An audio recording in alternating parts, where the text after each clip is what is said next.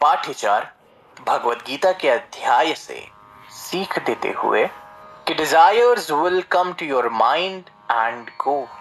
इच्छाएं और आकांक्षाएं तो अपने मन में आएंगी और जाएंगी। मन का क्या है, वो तो चंचल है। After all we are human beings, हम इंसान हैं।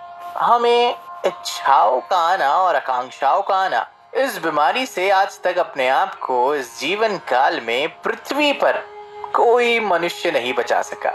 बड़ी आम सी बात है। मगर ये तो इच्छाएं हैं, ये तो आती है और वक्त के साथ साथ चली भी जाती है।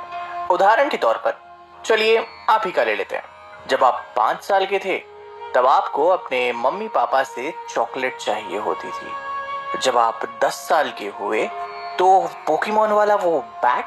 फिर आप 15 के हुए तो शायद अपनी पसंद का मोबाइल फोन या नए जूते।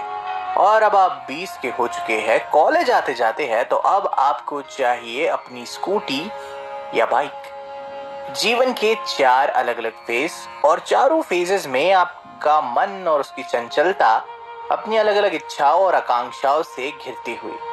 अब आपको चॉकलेट नहीं चाहिए, अब आपको पोकेमोन वाला बैग नहीं चाहिए, अब आपको चाहिए कुछ और।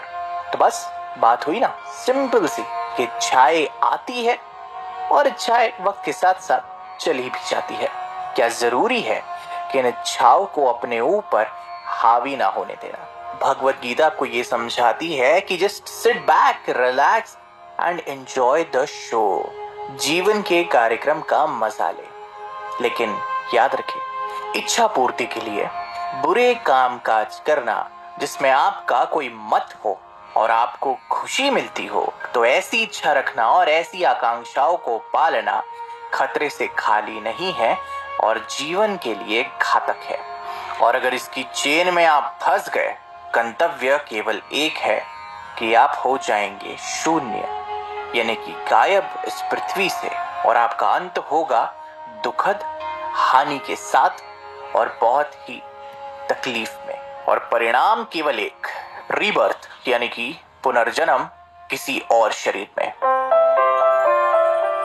बने रहिए हमारे साथ परम पूज्य भगवत गीता से 5वीं सीख जानने के लिए, जो कहती है कि पैसा आपके मन को शांति नहीं दे सकता।